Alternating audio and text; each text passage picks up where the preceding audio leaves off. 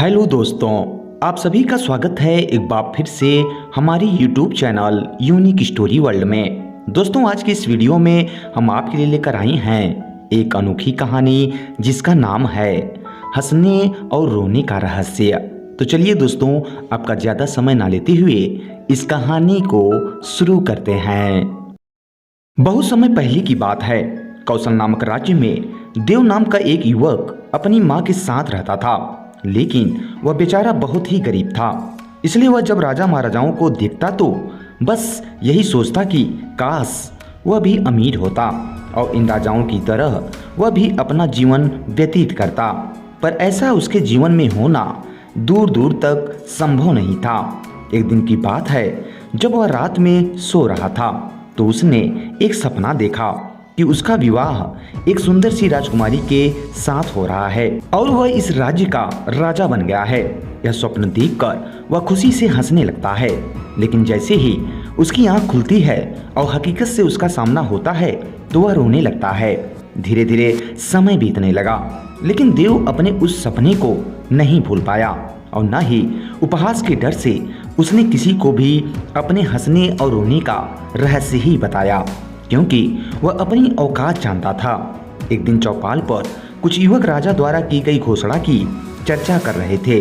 देव ने सुना कि राजा अपनी राजकुमारी के लिए वर खोज रहे हैं, जिसके लिए स्वयंवर आयोजित होना है। लेकिन स्वयंवर में भाग लेने की कुछ शर्तें हैं। पहली शर्त के अनुसार 2 प्रश्नों के उत्तर देने हैं। पहला प्रश्न है, गौशाला में 3 गायें हैं, बताना है कि कौन सी गाय उम्र में सबसे छोटी, कौन सी उससे बड़ी और कौन सी सबसे बड़ी है। दूसरी पहेली है, एक बंद खाली कमरे को बिना कुछ सामान रखे कैसे भरा जा सकता है। आगे युवक कह रहे थे कि यदि 2 पहेलियां किसी ने सुलझा भी ली तो अंतिम शर्त पूरी करना असंभव ही है, क्योंकि कड़े पहरे के बीच राजमहल में प्रवेश करना और फिर अंतःपुर से राजकुमारी के पलंग के पायों के नीचे से सोने की ईंटें निकालकर राजा के सामने लाना, भला इतनी हिम्मत कौन कर सकता है। देव ने सारी बातें ध्यान से सुनी और अनमना सा घर वापस आ गया। उदास बेटे को प्रसन्न करने के लिए कौशल्या ने देव की मनपसंद बाजरे की रोटी, चटनी और साग परोसा, लेकिन वह 2-4 निवाले खाकर ही उठ गया। खाट पर लेटा वह उलझन में पड़ा था। माँ से कैसे पूछूं, कहीं मना कर दिया तो। तभी कौशल्या सिरहाने बैठकर उसका सिर सहलाने लगी। अचानक देव को अपना सपना याद आ गया और वह हंसने लगा, लेकिन जब तक माँ खुश होती इसके पहले ही वह रोने लगा। उस दिन कौशल्या ने कारण जानने की जिद कर ली। देव उदास स्वर में बोला, माँ, राजा की घोषणा को तो तू जानती है, मैं भी दरबार में जाकर अपना भाग्य आजमाना चाहता हूँ, तू मुझे जाने देगी। कौशल्या बोली, मुझे तुझ पर पूरा विश्वास है, तू जा। अगले दिन देव राजा के दरबार में पहुंचा। राजा चिंतित थे। स्वयंवर के लिए उनकी शर्तें शायद कुछ ज्यादा ही कठिन थी, क्योंकि अभी तक कोई भी युवक सफल नहीं हो पाया था। देव की वेशभूषा उन्हें बड़ी अजीब लगी, फिर भी कुछ सोचकर उन्होंने उसे गौशाला में भेज दिया, जहां 3 गायें थी। देव ने राजा से गायों को 2-3 दिनों तक अपनी देख रेख में रखने की अनुमति ली। उसने गायों को 2 दिनों तक भूखा रखा। तीसरे दिन मैदान में घास का ढेर रखा और उसे चारों ओर से बांस और रस्सी से घेर कर थोड़ा ऊंचा बाड़ा बना दिया। फिर वह गायों को ले आया। एक ही छलांग में घास तक पहुंचने वाली गाय उम्र में सबसे छोटी थी। कई बार उछलने की कोशिश के बाद पहुंचने वाली गाय उससे बड़ी और गिरते पड़ते किसी तरह पहुंचने वाली गाय बूढ़ी थी। जब देव ने यह उत्तर राजा को बताया तो उसके उत्तर से राजा संतुष्ट हुए। दूसरी पहेली सुलझाने के लिए देव ने राजा से कुछ समय लेकर घर आ गया।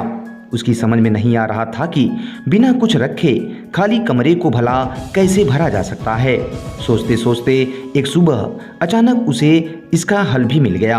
वह राजा के दरबार में पहुंचा। राजा उसे बंद खाली कमरे में ले गए। देव ने कमरे की सारी बंद खिड़कियां और दरवाजे खोल दिए, जिससे कमरा सूर्य के प्रकाश से पूरी तरह से भर गया। राजा देव की बुद्धिमानी से आश्चर्यचकित था। उन्होंने उसे तीसरी शर्त पूरी करने के लिए कहा। कुछ दिनों की मोहलत लेकर वह फिर घर लौट आया और अपनी माँ के साथ मिलकर तरकीबें सोचता रहा। कौशल्या अपने बेटे के लिए चिंतित हो रही थी, लेकिन देव ने हार नहीं मानी। उसने वेश बदलकर राजमहल के आसपास कहीं से भी महल में प्रवेश करने की संभावना ढूंढी और एक योजना बना डाली। देव ने महल के पास घुड़साल में घास ले जाने वाले घसियारे से दोस्ती कर ली। घसियारा अच्छा इंसान था। देव ने एक दिन उसे विश्वास में लेकर सारी बातें बताई और बोला, मुझे घास के गट्ठर में छिपाकर महल के पास पहुंचा दो। उसकी बात मानकर घसियारे ने उसे महल के परिसर तक पहुंचा दिया।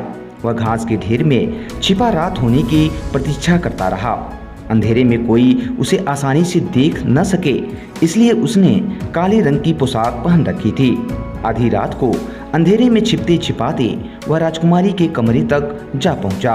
राजकुमारी गहरी नींद में सो रही थी।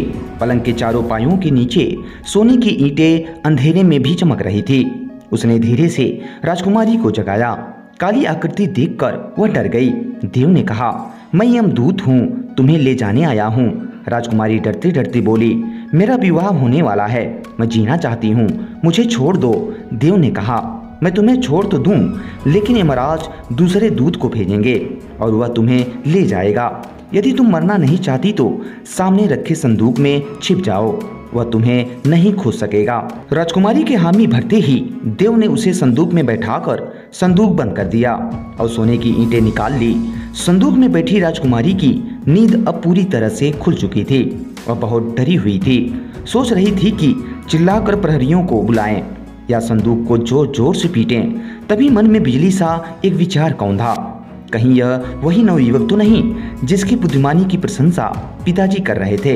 इसने तो 2 शर्तें पूरी कर ली है और शायद तीसरी पूरी करने आया है। अपने को यमराज बताकर तो इसने मुझे नींद में डरा ही दिया था। यह तो मेरा होने वाला पति है। इसलिए राजकुमारी सांस रोके चुपचाप बैठी रही।